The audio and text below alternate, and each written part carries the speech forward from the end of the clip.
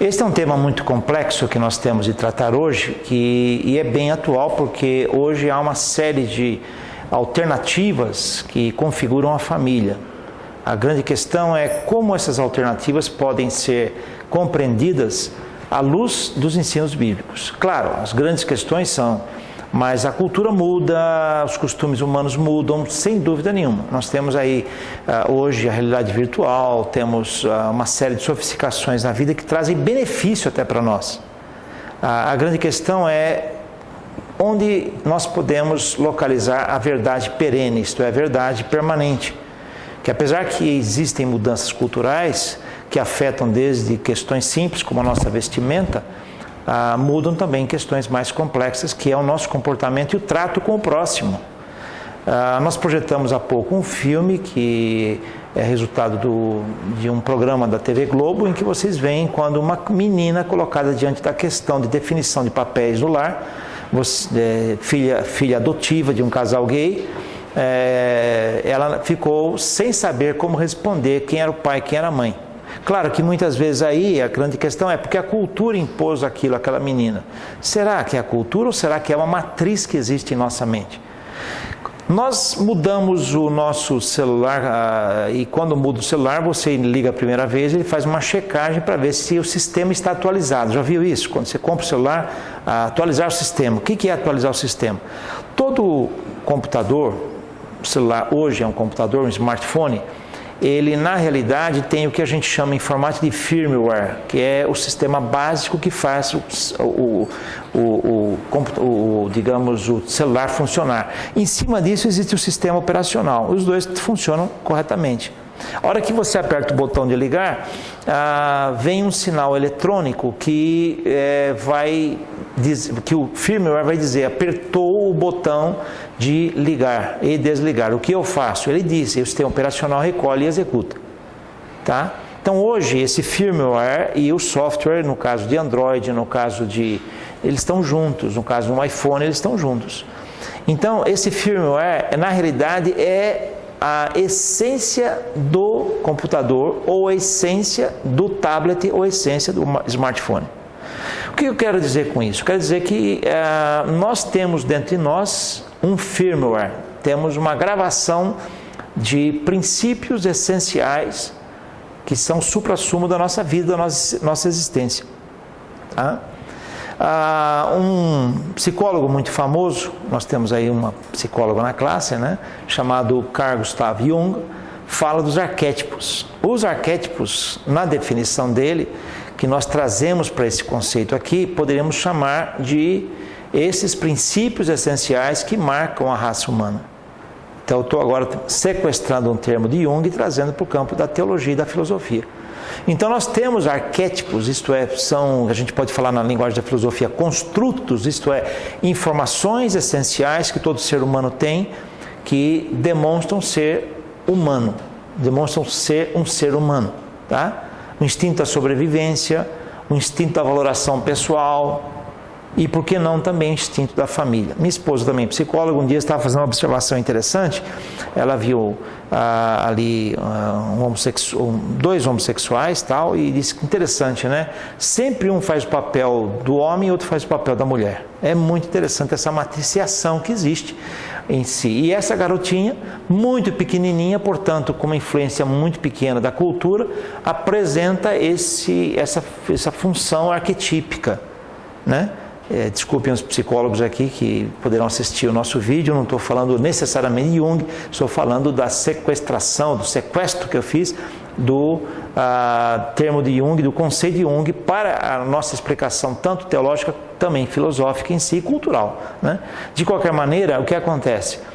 A minha grande preocupação agora é perguntar para a Bíblia, já que sou teólogo, já que trabalho com o cristianismo, quais são os princípios essenciais que demonstram uma família. Então eu trago para vocês alguma discussão nesse ponto, para que nós tenhamos condições de ter referenciais de avaliação, ter a minha régua de avaliação do que o modelo de hoje, os modelos de hoje são corretos ou não, a partir do ponto de vista da ética cristã, a partir do ponto de vista da ética bíblica. Tenho eu que fazer essa avaliação. Como nós podemos perceber hoje, em geral, nos programas de televisão, nas defesas a respeito das diversas alternativas da vida, não só matrimoniais, fundamentam-se no que os filósofos chamavam de eudaimonia, isto é, felicidade. Tá? Essa discussão de felicidade vem desde os filósofos primitivos. Você deve fazer aquilo que se te torna feliz, deve buscar a felicidade. Tá? E eu não diria para você que isso necessariamente está errado. Deus não nos criou para a infelicidade, Deus nos criou para a felicidade. Tá? Por isso ele apresentou alguns princípios essenciais que nos mostram a verdadeira felicidade. Não uma felicidade, diríamos, irreal. Porque muitas vezes aquilo que eu acho felicidade para mim, pode o tempo revelar que me traz um grande transtorno. Por exemplo, suponhamos que eu vou tomar drogas, me traz bastante felicidade, eu fico descolado, né? Fico lá, estou fumando meu baseado e tal. Aí isso me traz prejuízo para a minha saúde. Então, que felicidade é essa que nós devemos procurar? Uma felicidade, digamos, momentânea, uma felicidade, diríamos, setorial, ou uma felicidade que traz realização completa de vida? E aí tem um outro dilema, eu estou conectando felicidade com realização de vida. Então eu tenho que repensar esse conceito de felicidade. Geralmente os argumentos são esses: isso te faz feliz? Se te faz, tá bom, então faça, assuma e acabou. Não deixe de assumir isso, né? E no filme que nós projetamos para vocês veem que o grande argumento passa a ser esse, tá? Mas é um argumento que precisa também ser discutido. Pois bem, vamos olhar o retrato contemporâneo da família em resumo, tá? Primeiro, as transformações da família começam a ocorrer a partir da segunda metade do século XX, do século passado. Que eu e você fomos desse século, né? Especialmente com o quê? Com o crescimento do movimento feminista e a descoberta de novos métodos de planejamento da natalidade, como, por exemplo, a pílula. Tirando do que da mulher o encargo do sexo procriativo e dando uma nova perspectiva para a sexualidade, mas dando maior espaço para a mulher ingressar no mercado de trabalho. Então, vejam o que acontece com uma descoberta científica. A pílula traz para a mulher uma série de alternativas e possibilidades de libertação, inclusive, do que culturalmente foi trazido como uma mulher sendo apenas procriadora. Então, isso é até de uma certa maneira positiva, porque a mulher se descobre gente, se descobre pessoa, se descobre feminina, e não a mulher referenciada no macho, tá? E não dá tempo de discutir aqui, mas a redescoberta feminilidade leva o macho hoje a perder a sua masculinidade. Muitos homens hoje não conseguem, inclusive, dar conta de poder conviver, viver com a mulher, com a esposa, enfim, entender que ela também tem um plano de vida. A ideia era, até aquele momento, o meu plano de vida e a mulher segue. A mulher é uma mera seguidora. Então há uma redescoberta, especialmente lá pela década de 60, aqui no nosso hemisfério sul. No hemisfério norte isso já começa na década de 50, mais ou menos, né? Então isso é interessante porque tem um efeito colateral, porque a mulher vai para o mercado de trabalho, tá? E nada melhor do que a mulher descobrir que também ela pode produzir, ela é inteligente, tem capacidade, ela não tem só mão para executar e um órgão sexual para poder conviver com seu marido, tá? Esse cenário então estimula alterações na estrutura e também na dinâmica das famílias, nas suas relações, nas divisões dos papéis no lar, inclusive. Começa a haver então a necessidade de uma redefinição desses papéis, tá? E também surgem terceiros, que agora se desempenham mais especificamente papéis paternais ou amas secas e maternais, ou empregadas que vão cuidar dos filhos, porque os pais agora estão fora e os filhos passam a ser educados por terceiros, recebendo o apoio dos pais mais no fim de expediente ou no fim de semana em si, tá? Então, há três principais mudanças no retrato contemporâneo que nós podemos destacar agora. Primeiro, a queda substancial do seu tamanho. A presença de casais e não tanto de famílias hoje é muito grande. Isto é, pessoas que querem apenas casarem, estarem juntas, mas não terem filhos. Ou casais com filhos únicos, ou com 2 filhos. Tá? Aumento do número de mulheres sem cônjuge com filhos, ou porque o marido falece, as doenças ocupacionais para o marido são muito maiores para o homem, tá? E, além disso, também separações que a mulher acaba ficando, a mulher em geral, as estatísticas têm mostrado que acaba ficando mais tempo sem casar do que o próprio homem, tá? Então isso também é possível. E o aumento do número de famílias cujas referências são, portanto, mulheres, sem a presença de homens em si, tá? Pois bem, há algumas configurações contemporâneas que podemos chamar aí. Primeiro, podemos chamar de a família monoparental, quando apenas um dos pais de uma criança arca com a responsabilidade de cuidar do filho em si. Isso, inclusive, é previsto no artigo 226 da Constituição.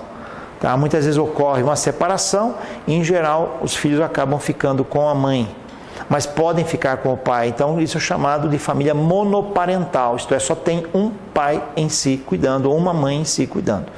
Isso é uma configuração muito presente em si, que nós temos hoje. Tá? Mas tem também as famílias de união de homossexuais, que inclusive hoje é prevista em lei.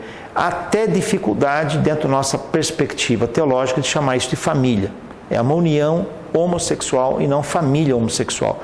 Essa é a posição que eu, pelo menos como teólogo e eticista, adoto, tá? Porque família, para mim, dentro da concepção bíblica e também da Constituição, apesar de ter sido atropelada pelo STF, é a junção de marido e mulher em si, tá? Mas no caso também da configuração bíblica, como eu vou mostrar, acaba também sendo heterossexual.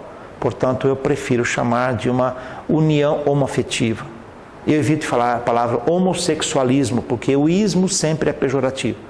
Homossexual ou união homoafetiva em si, tá? Essa é a questão. Quando falamos em homoafetivo, estamos falando da relação em si entre pessoas.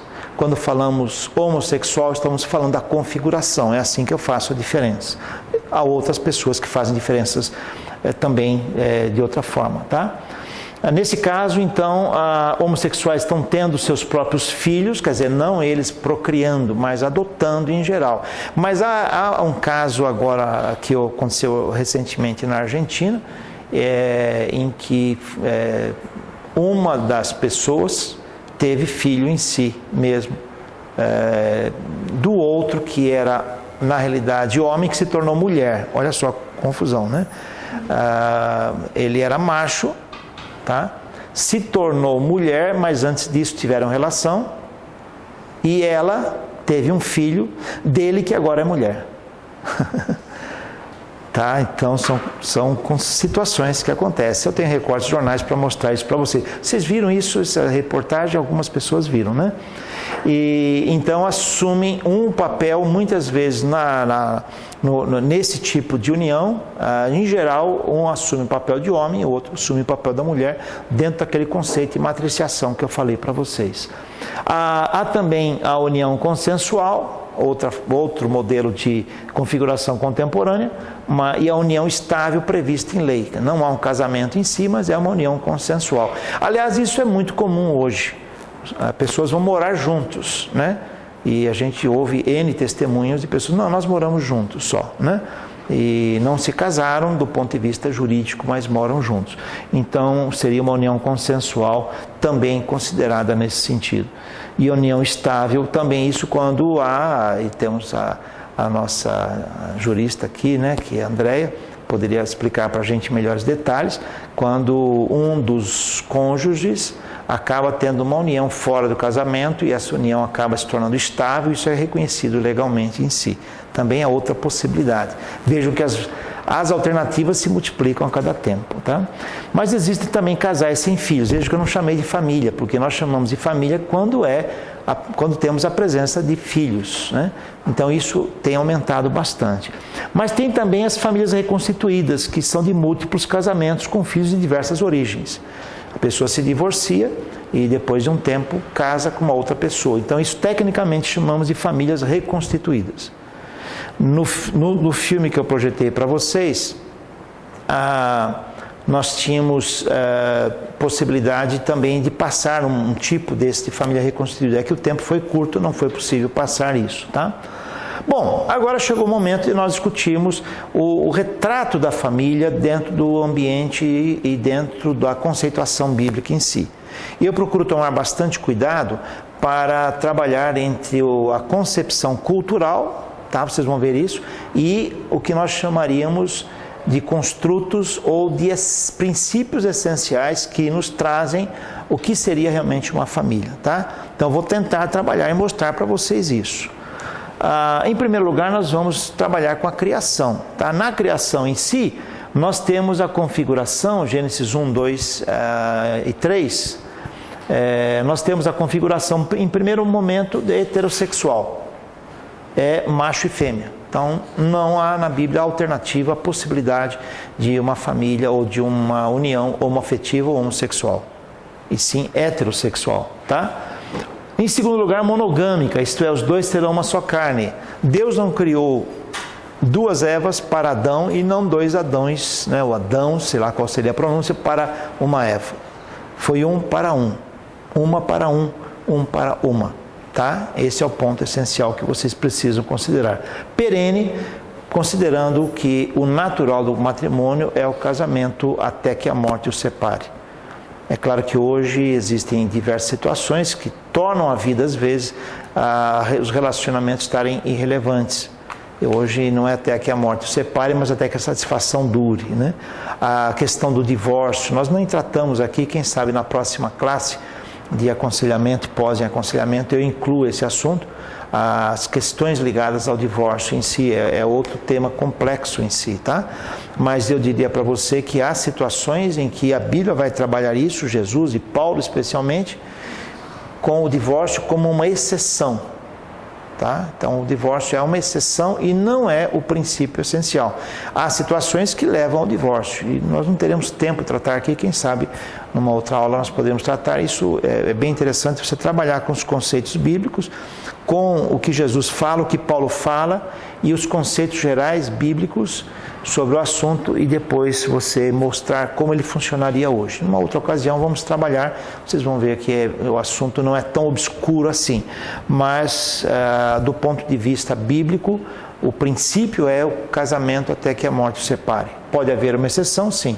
É o que eu chamo de ética, no meu livro sobre o jeitinho, ética temporal ascendente, isto é, uma ética provisória que acontece para resolver uma situação, que ocorre, como Jesus fala, pela dureza do coração da pessoa. Então, precisaríamos discutir isso numa outra ocasião. Liderança colegiada. A palavra hebraica, que muitos intérpretes esquecem, quando Deus forma a mulher do homem, ele então faz o seguinte: Deus cria o homem macho sozinho e cria os animais sempre em duplas. Macho e fêmea os fez. E aí vem a grande pergunta: por que Deus cria o homem sozinho, o macho sozinho? E depois, 6 dias na criação, ele fala: tudo era bom, foi tarde, manhã, dia tal. Tudo era bom, foi tarde, manhã, dia tal.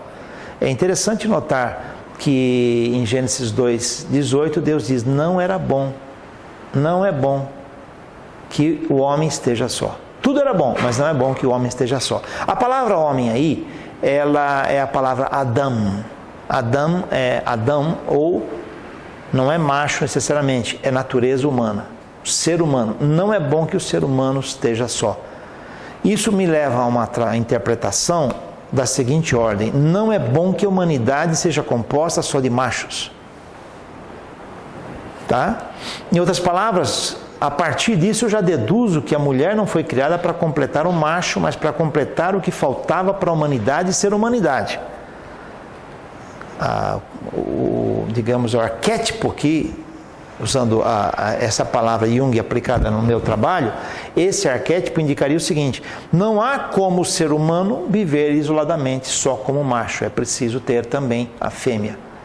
Deus criou a matriz humana de maneira que a vida humana consegue ser compreendida, vivida, decidida, concretizada por intermédio das duas percepções de vida. Ou vocês acham que o homem e a mulher são igualzinhos? Não estou dizendo fisicamente. Cabeça do homem e sentimento da mulher são iguais? Necessariamente Deus criou-os diferentes. Não só do ponto de vista biológico, sexual, reprodutivo. Os criou diferente para que pudessem viver os dois juntos, somando as diferenças. Eu vou provar já isso.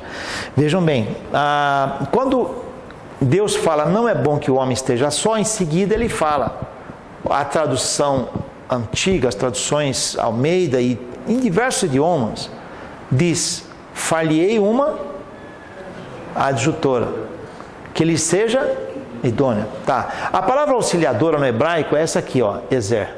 Ezer não é alguém que veio do ponto de vista hierarquicamente ali estar presente. Ezer é usado em diversos textos para mostrar Deus como veio trazer um socorro, isto é, veio para trazer o que faltava. E Deus não é chamado como alguém que hierarquicamente é auxiliar. Tá? Então é interessante que você entenda isso. Deus é o nosso socorro. A palavra é Ezer. Deus é o nosso socorro. Isso significa dizer o quê? Que Deus veio trazer ali, ou vai trazer ali, aquilo que me falta. Se eu estou morrendo afogado, tá? Se eu estou morrendo afogado, e a Edna vem e me socorre, eu devo a minha vida a quem? Agora a Edna, nossa aluna aqui. Percebe? Então a ideia de Ezer é uma ideia não hierárquica, não tem conceito hierárquico incluído na semântica desta palavra. Deus veio trazer ao macho o que faltava para o macho, para ser humanidade. Tá? Kenegedô, a palavra traduzida ao pé da letra é colocado diante de. Entendem? Colocado diante de. Deus veio trazer o que faltava. Estou fazendo agora uma paráfrase para vocês entenderem, porque transportar do hebraico para o português é meio difícil. Tá? Nosso idioma é muito pobre, inclusive o hebraico em si. Deus veio trazer Eva como uma natureza que faltava para o ser humano ser humano. E a colocou diante dele. Tá? Kenegedô, diante de. Isso significa dizer o seguinte: se eu sou colocado diante de outra pessoa, é para dialogar com essa pessoa. É possível dialogar com você de costas? É, mas é delicado ou indelicado? Delicado. Então significaria o seguinte, que Deus coloca o homem e a mulher diante de si para que possam dialogar. Tanto que os dois se tornam uma só carne, não é só do ponto de vista biosexual, mas também como vida, como ser humano, como história. Mas nós não podemos ler os textos isoladamente. A hora que você vai ler o texto, Márcio, e você vai pegar Gênesis 1, 26, 27, 28, por ali. Deus ali mostra a criação como um todo. Deus cria o homem e a mulher. A imagem dele significa que criou os dois semelhantes. Não criou o homem a imagem de Deus e a mulher a imagem do homem. Tá? Cria o homem e a mulher a imagem de Deus, a sua imagem. Mas disse aos dois para que os dois dominassem a terra. Dominassem tudo, quer dizer, tivessem gestão. Primeira profissão, então, guardem aí, de administração de gestão, né? Então, Deus dá aos dois essa capacidade de administrar. Depois Deus forma, aí vem Gênesis 2, que mostra agora particularmente a criação, a formação, aliás, da mulher. Porque o texto vem, Gênesis 1, é o conceito geral. Deus criou os céus e a terra. A partir do versículo 2, Deus mostra a terra sendo criada com os seus elementos, tanto elementos constitutivos naturais, tá? Tanto os minerais, a água, quanto a vegetais, os animais e o ser humano. Depois ele particulariza, isso é uma forma hebraica de se trabalhar. Ele particulariza e vai trabalhar agora com a formação do homem e da mulher.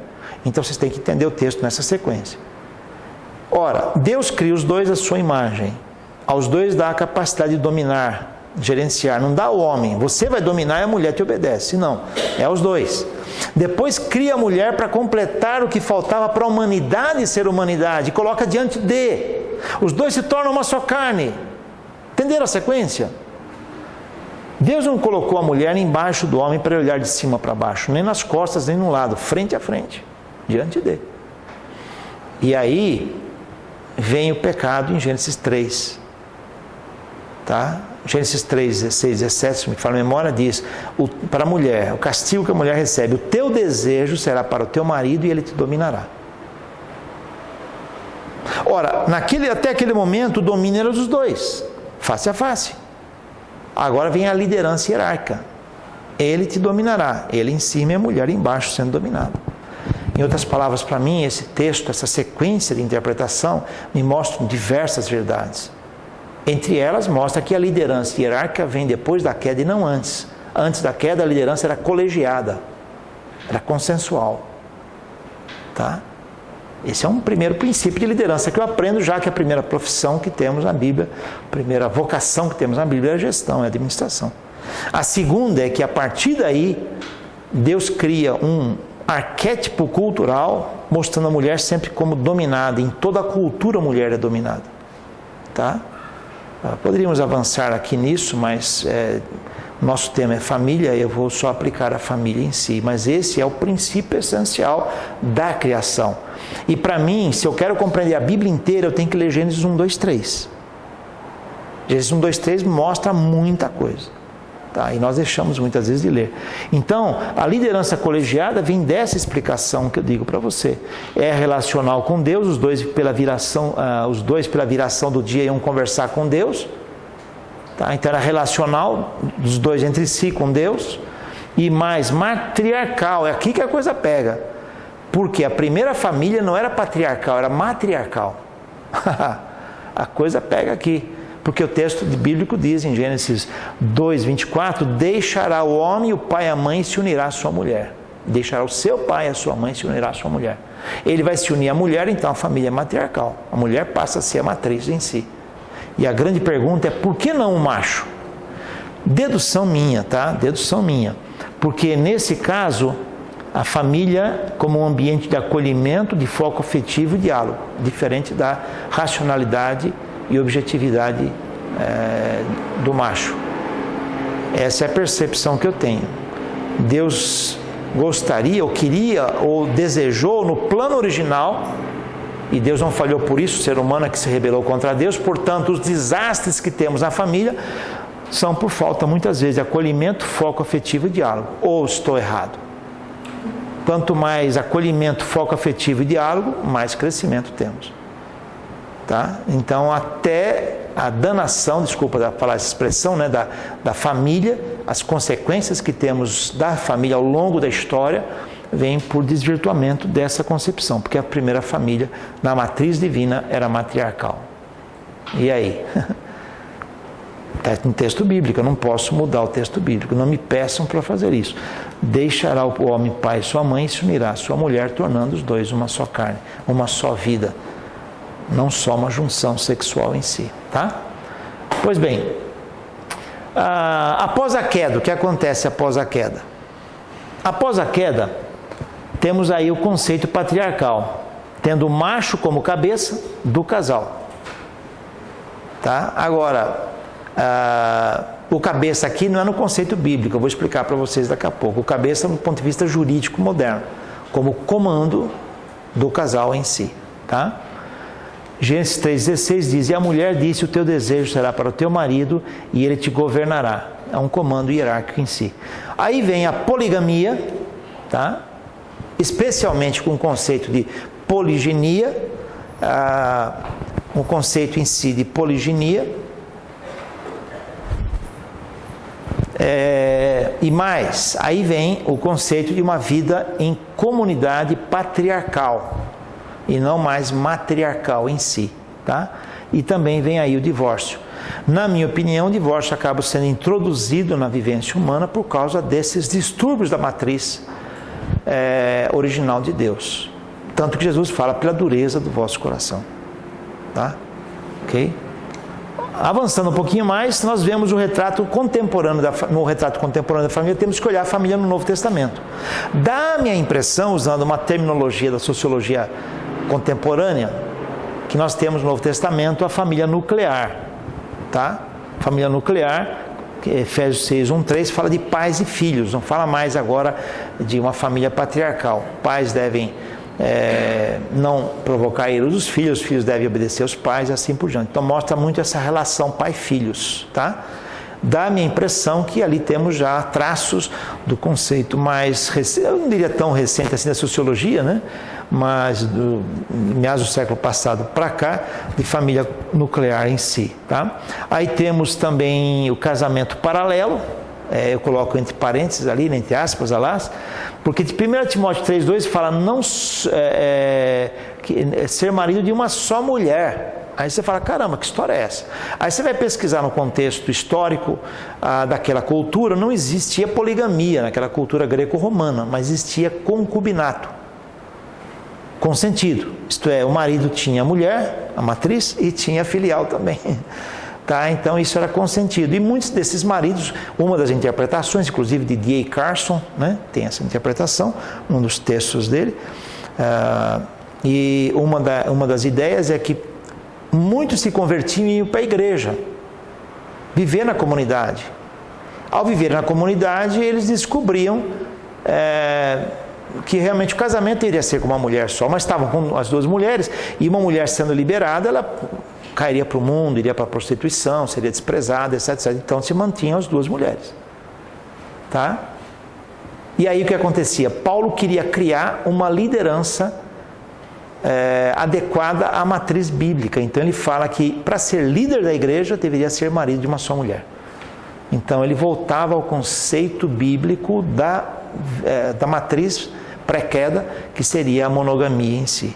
Tá? Então, em vez de você não vai poder ser líder porque você tem a sua esposa e a sua concubina, mas você pode porque você em si tem uma mulher só em si. Bom, vamos lembrar que aquele mundo era um mundo machista, né? O mundo da existência do homem como, digamos, o soberano em si.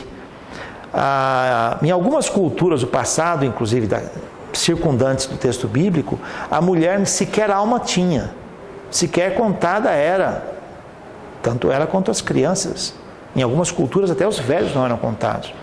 Então nós temos que ver que depois da queda, a história humana ela gira em torno do macho em si. Tá? Por isso o contexto do Novo Testamento, a mulher não podia sequer ensinar na igreja. A mulher não podia nem sequer ter comando sobre o seu marido na igreja. Porque o evangelho, já imaginaram o evangelho sendo pregado naquele contexto por uma mulher sendo líder? O evangelho não seria aceito. Ou por um escravo também. Se o evangelho fosse liderado por um escravo, ninguém conseguiria aceitar o evangelho. Então a Bíblia, Deus soube trabalhar com esse contexto. Daí a proibição da mulher ser líder no Novo Testamento, porque o contexto impediria em si a aceitação e o crescimento do evangelho em si, o alcance do evangelho em si no mundo. Então é preciso entender esse contexto. Sempre o contexto externo é o contexto que Deus considera. Um exemplo simples de contexto externo, né, de conhecimento, inclusive circundante, é quando Deus fala para Josué que o sol ia parar, não falou? Só que o milagre foi maior. Se o sol parasse sozinho, ia haver uma comoção no universo inteiro. Para mim, o milagre de Deus foi muito maior. O universo inteiro parou. Só que a visão, a cosmogonia, ou a visão de Josué era uma visão geocêntrica. Tá? O sol dependia da terra. E Deus não ia colocar Josué aqui no joelho, né? Vem cá, garotão, vem cá, vou te ensinar o que é a astronomia correta. Não, Deus se comunicava dentro da percepção do povo da época, só isso. Não foi diferente em relação ao escravo, à mulher e assim por diante. O evangelho não seria aceito em si. Então vamos ter que lembrar que o Novo Testamento ele acaba sendo produzido dentro desse ambiente, portanto em si fala-se no marido ter só uma mulher, né? Por conta do mundo ser um mundo circundante da vida macho em si. Tá? Mas veja um casamento, havia um casamento paralelo. E Paulo usou o casamento paralelo para dizer, olha, esse casamento não serve para indicar a você ser líder. Vamos modelar, veja, eu estou interpretando Paulo, vamos modelar aqui o casamento, aliás, a igreja, de maneira que nós voltemos às origens, os líderes sendo modelo para os demais que vierem se casar, que haja o casamento monogâmico em si, tá? Mostra mais ainda sobre família, a importância da família em relação à igreja, que o líder, para liderar a igreja, tinha que ser um líder na sua casa primeiro. Paulo até fala que governe bem a sua própria casa, que se não governar a sua casa, não deve governar a casa de Deus. Fala aos bispos, presbíteros, diáconos e pastores. Percebe? Muita gente desconsidera isso hoje. O fulano vai pastorear a igreja de Deus e quer que Deus pastoreie a sua família. E não é assim. Primeiro eu vou cuidar da minha família, para depois cuidar da família de Deus. Veja a importância da família no Novo Testamento em si, né? Então, por que a Bíblia mostra a família? A família, ela não é, na Bíblia, uma alternativa. Ela é, na realidade, uma essência que pertence ao paradigma, vamos assim dizer, ao construto, ao arquétipo da vida humana. Por quê? Porque a família, ela é formadora de vidas que venham ser transformadas e transformadoras. Esse é o ponto essencial. Nesse quadro que eu mostro para vocês, eu quero mostrar a dinâmica da família em si. Se você for ver, antes da queda e depois da queda, tá? Antes da queda, convivência, uma só carne. Vamos ver aquela tradução Kenegedô, tá? Hebraico é diante de, convivência. Depois da queda, então eles não tinham mais convivência, eles fugiram das consequências, Adão e Eva negaram a sua culpa, lançaram um no outro, um brigou com o outro. A mulher que tu me destes. Então já rompeu com a mulher, que Eva deve ter ficado muito zangada com ele quando foi expulsa do jardim, né? Porque está certo que eles pecaram, mas peraí, vem lançar a culpa em mim, ele também comeu. Bom, tudo bem. Decisões colegiadas, tá? Então, convivência e decisões colegiadas. Aqui passa a não ser mais colegiada. O discipulado, eu creio para mim que os primeiros traços de discipulado nós temos na criação. Quando Deus, pela viração do dia, conversava com Adão e Eva, ele conversaria sobre o quê? Falaria sobre a Petrobras, o desastre da Petrobras, falaria sobre o próximo ano, que é um ano de provavelmente crise financeira, sobre a falta de água, disponibilidade de água potável. Deus ia conversar com ele sobre as decisões da vida. Como tomar decisões? É a minha dedução. Percebe? Então, temos ali o discipulado. Deus, pela viração do dia, conversava com eles. Então é um ensino por modelos. A família é um ambiente propício para ensinar por modelos. Como ensinar uma criança a perdoar? Quando o pai e a mãe brigam e os dois pedem perdão um ao outro na frente do filho. Não tem um livro escrito como aprender a perdoar. Perdoar é vivendo, tá? E a liderança passa a ser a convivência conturbada, tá bom? Aqui depois da queda, a liderança hierárquica baseada não mais no diálogo e na ação colegiada, mas no poder, tá? E aqui nós temos a preservação antes da queda, voltando na preservação das diferenças, homem e mulher com características individuais que se completam, tá? E primeiro modelo é matriarcal em vez de patriarcal, focalizando a afetividade, o relacionamento. O modelo depois era patriarcal, focalizando no medo, imposição e relação de poder. Porque o homem é bom nisso, né? O macho é bom, né? Impor medo, imposição e relação de poder. Então o lar passa a ser uma grande guerra em si de convivência, né? Aliás, vocês vão trabalhar com aconselhamento e vocês certamente terão muitas dificuldades a serem apresentadas para vocês, que são dificuldades de convivência doméstica, né? E as doenças ocupacionais. Deus fala para Adão: do suor do teu rosto trabalharás. O que temos mais sobre a família do ponto de vista da educação? Temos educação para a vida a partir da família, tá? A salvação é a restauração de tudo. A restauração da vida. Eu estou acostumando a chamar a salvação hoje, sabe? Não de salvação, porque ficou tão comum a palavra salvação, sabe? Para mim já caiu assim no desuso. Eu prefiro falar em recuperação. Eu acho que o sentido é mais profundo. A salvação me leva só para o céu. A recuperação mostra para mim a vida já aqui na terra. A recuperação do meu dia a dia, recuperação do meu sentido de vida, recuperação da minha maneira de enxergar o mundo a partir do ponto de vista agora de Deus, da criação, de como Deus me criou, como Ele gostaria que eu vivesse na vida, tá? Então eu vou buscar a felicidade agora a partir dessa percepção. Que para mim a salvação é a restauração da vida em 4 pontos essenciais. Os teólogos falam: nós fomos criados para a glória de Deus. Tá, é um conceito interessante, mas é muito abstrato, né? Como eu trabalho com ética, a gente pega a teologia, nosso trabalho de ética é um trabalho de elástico. Você pega a teologia, estica até chegar no chão para as pessoas poderem entender a aplicação daquilo no dia a dia, né? E então eu diria para você assim, que nosso trabalho de eticista é um trabalho de malabarista, sabe? Trazer para baixo para as pessoas entenderem, né? A gente tira o teólogo da estratosfera e traz aqui para a Terra, para ele poder explicar o que é isso. Então, para mim, quando eu vi que nós fomos criados para a glória de Deus, diversos textos mostram isso, eu cheguei à seguinte conclusão: como eu posso explicar isso para mim? Primeiro para mim, depois explicar para os outros. Primeiro, descobrir se Jesus fala os 2 grandes mandamentos, se são 2 grandes mandamentos, são 2 grandes verdades, 2 grandes essências. Tá? Primeiro, amar a Deus, todas as coisas. Mas eu depois descobri, quando eu fui passar para o segundo mandamento, que são 3 relacionamentos. Que é amar o próximo, então outro relacionamento.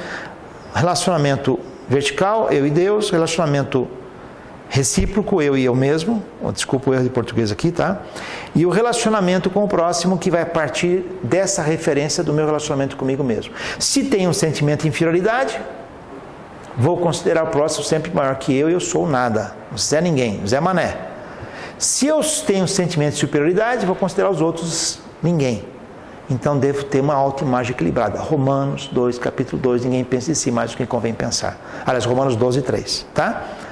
E o próximo, tá? Então eu cheguei assim de conclusão: o que é viver para a glória de Deus? Viver em harmonia e comunhão com Deus, viver em harmonia e comunhão comigo mesmo, viver em harmonia e comunhão com o meu próximo.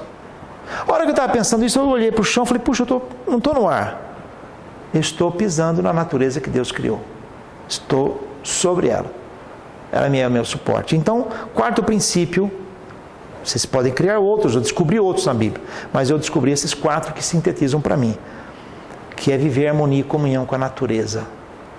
Dilemas ecológicos já começam a ser mostrados em Gênesis capítulo 3.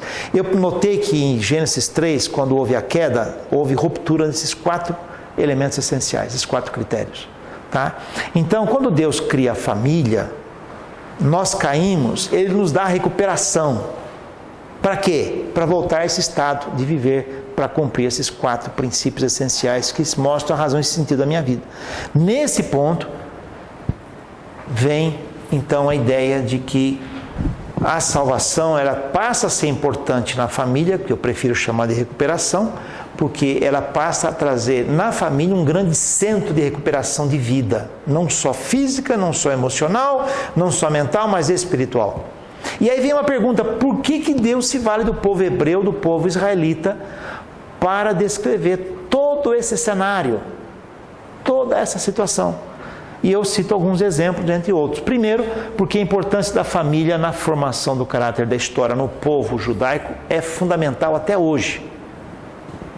A família é fundamental na vida judaica. Mas a importância da linhagem na genealogia. Você é filho de quem? Quando você começa o Evangelho de Lucas, que é evangelho escrito ao mundo em geral, você começa com a história. E quando você começa o Evangelho de Mateus?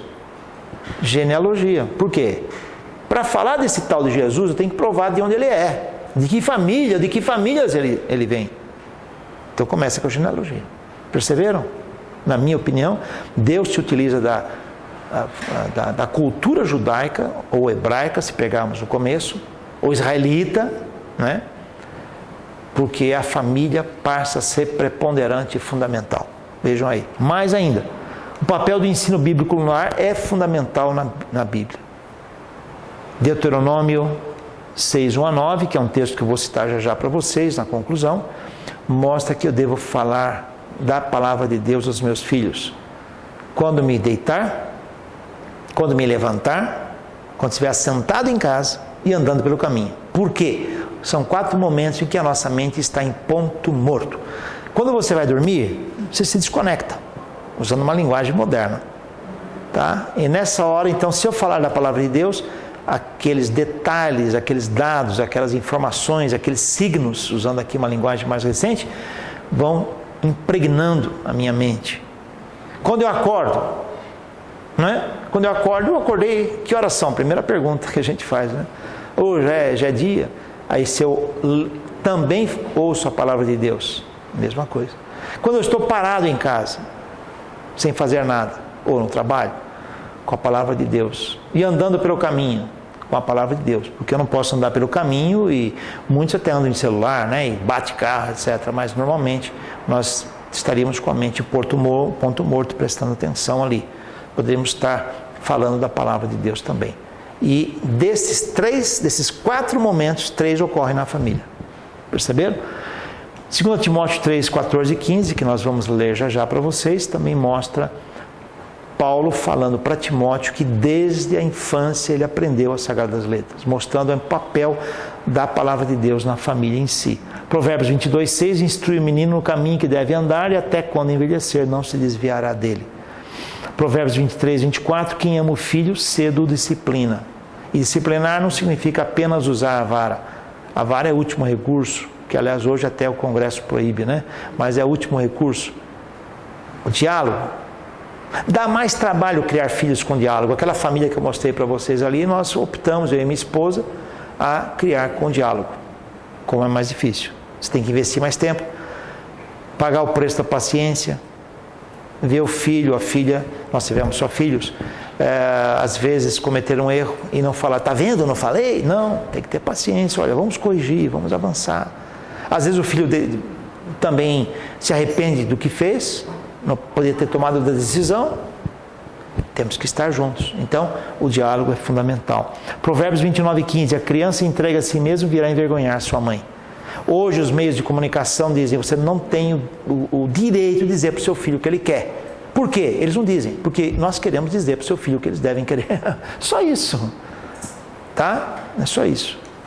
Avançando um pouquinho mais, a educação a partir da família. Olha a quantidade de textos que eu trago para vocês. Efésios 6,4, criar os filhos na disciplina do Senhor. Salmo 127, 3 a 5, valor dos filhos. Gênesis 33, 5, os filhos são presentes de Deus. Para muita gente, os filhos são presente de grego, né? Desculpem os gregos aí. Porque não se prepararam para ter filhos. Tanto eu quanto a minha esposa, muitas vezes trabalhamos com casais que estão para se casar e damos formação pré-matrimonial, que eu já citei para vocês. E um dos detalhes que a gente trabalha é preparar para serem pais, serem mães. É um preparo complicado e difícil, mas tem que ser feito. Josué 24, 6, eu e minha casa serviremos ao Senhor. Josué 1,8 fala da Bíblia como livro-texto.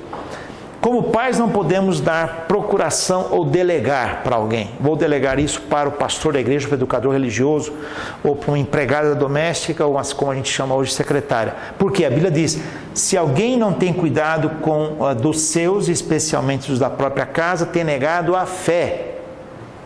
E é pior que o descrente. Quantos pais cristãos hoje estão negando a fé por não cuidarem dos seus filhos, jogarem na escola ou na igreja em si. 1 Timóteo 3, 4, 5 e 12, Tito 6. Os líderes devem antes cuidar da sua casa. O pastor da igreja deve antes ter uma família modelo em si. Salmo 119, 9 a 16.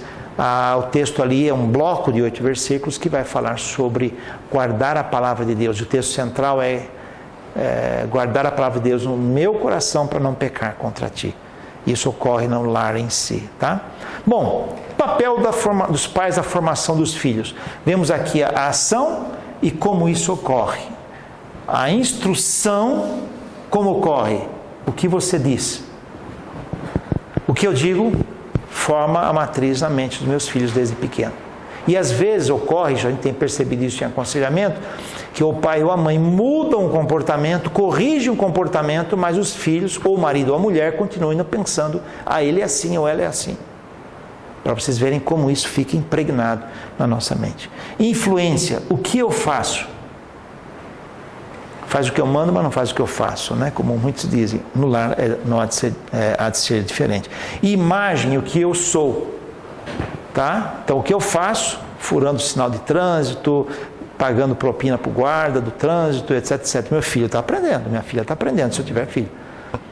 Como eu sou para lidar com as coisas. Isso vai formando a mentalidade dos meus filhos em ti. O papel, então, portanto, da educação, como vocês viram, eu trabalho com o modelo bíblico, agora eu estou aplicando o modelo bíblico na formação dos filhos. Indo um pouquinho além do que eu prometi para vocês. O papel da educação na igreja deve ultrapassar, portanto, os limites do templo e ir a partir da família. Tá? A educação para a vida deve vir a partir da família. Eu cito aqui diversos textos, né? O diversas questões. Primeiro, podemos estar deixando a família de lado, com o volume de atividades que nós podemos estar dando na igreja. Como resolver isso? Talvez levar pessoas a descobrirem os seus dons e mais pessoas trabalharem para que possamos cumprir o nosso papel, a nossa missão como igreja. Podemos estar dividindo, portanto, famílias e não podemos esquecer que a família é fertilizadora de vida. Família fertiliza a vida e também relacionamentos saudáveis. Quanto mais saudáveis são as famílias da minha igreja, mais saudável será a minha igreja. Essa é a questão. Não podemos pensar na igreja só como, olhando para os crentes como mão de obra útil. Temos que pensar a partir da célula máter, família em si, e construir as igrejas a partir das famílias em si. Calvino chega até a desenhar uma ideia mostrando que a primeira igreja criada foi no Éden, na criação da família.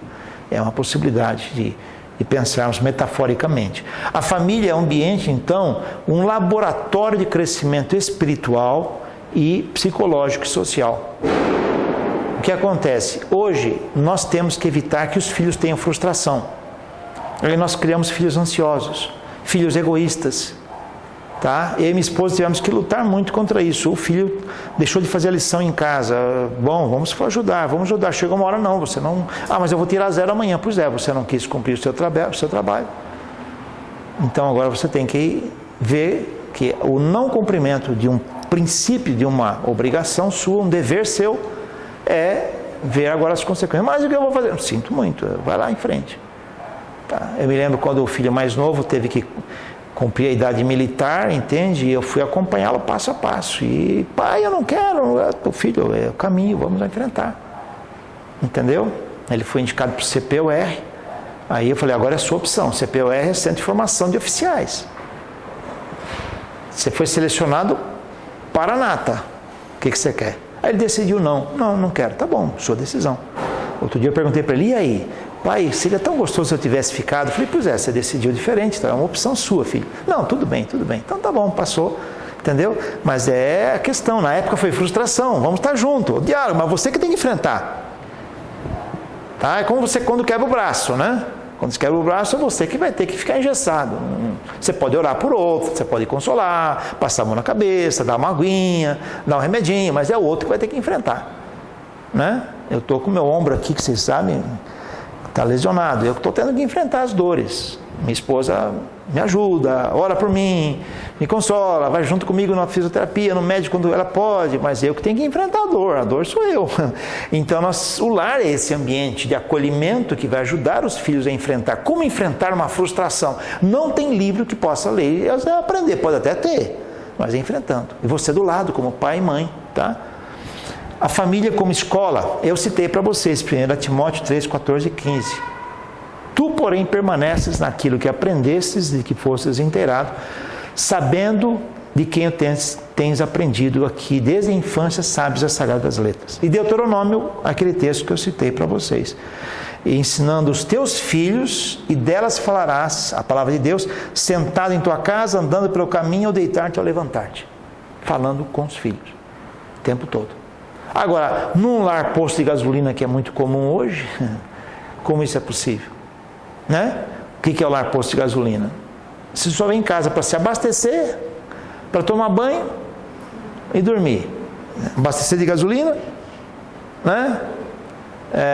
Tomar banho, uma ducha no carro e dormir, estacionar o carro. Muitos lares são assim, são como posto de gasolina. Ninguém conversa com ninguém. É fácil? Como é que está seu irmão tal? Não sei. Mas vocês moram junto? A gente mora, mas até no mesmo quarto. Mas você não sabe do seu irmão? Não. Do seu irmão não. Então, não é assim que a Bíblia modelou. Como viver a família do ponto de vista bíblico no mundo contemporâneo hoje, maluco, caótico? É o nosso papel como conselheiros, como cristãos, tá? A valorização, então, do lar como locus privilegiado, é o local privilegiado de ensino. É necessário, portanto, nas nossas igrejas, a criação de escolas de pais, indo além da escola formal, ou da aula, sala de aula formal. Tem incentivado muitas igrejas no Brasil afora, a formação de escolas de pais. Há alguns exemplos que têm ocorrido, tá? Que têm sido altamente positivos. Bom, vamos concluir. esse é o ponto essencial nosso de concluirmos o nosso pensamento, tá bom? E assim podemos fechar isto. Primeiro, um rascunho de conclusão, tá? Eu gosto sempre de fazer rascunho porque aí você continua em casa. Quais são as funções ou papéis gerais da família? Nós temos aí afetividade, latim affectio, criação de afeição. É interessante no aconselhamento, e vocês vão perceber isso, como as pessoas lidam com as pessoas. Isso vem de como ela recebeu o trato afetivo no lar. Pessoas muito grossas, duras, geralmente receberam isso no lar, então repete depois o comportamento. Algumas pessoas até peço que gravem, grava a sua voz, mas eu conversando com os outros, tudo bem, se os outros quiserem saber que você está gravando, tudo bem, depois apaga, mas você tem que ser... Por que eu vou gravar? Para saber meu tom de voz, como eu sou áspero, como eu sou gracioso com as pessoas. A inglês é uma palavra muito gostosa que eu gosto, que é sweet, doce. Quantas pessoas são adocicadas para falar com os outros? Não precisa ser meloso, tá? Mas isso vem do lar. Vê esse negócio aí. Muitos problemas matrimoniais, dilemas ocorrem porque no lar não houve afetividade. Só crítica, pressão, exigência. E aí quando você é pequeno no lar se forma um script. Tá? Há uma abordagem em psicologia muito interessante que a gente usa muito em coaching, que é a TCC, Terapia Cognitivo-Comportamental, Teoria Cognitivo-Comportamental. É muito interessante você ver como a pessoa montou os scripts, ou como foram colocados os scripts na cabeça daquela pessoa, enquanto a pessoa estava no lar em si. Tá? Muito interessante. E ela repete depois. Estou errado ou estou certo? Certíssimo, essa situação é certíssima. No aconselhamento você tem que descobrir quais são os scripts que formaram essa pessoa. Ela vai repetir, tá? E aí tem mil inimigos, por quê? Porque é grossa. Aliás, os provérbios falam, né? Sobre a pessoa que vive na ira, né? Ela vai acabar trazendo sobre si. Até não devemos associar com a pessoa que vive na ira, para não nos tornarmos como uma delas. Se contamina, gente. A afeição deturpada, fria, contamina, tá? Formação da personalidade e preparo para a vida. No lar é esse ambiente.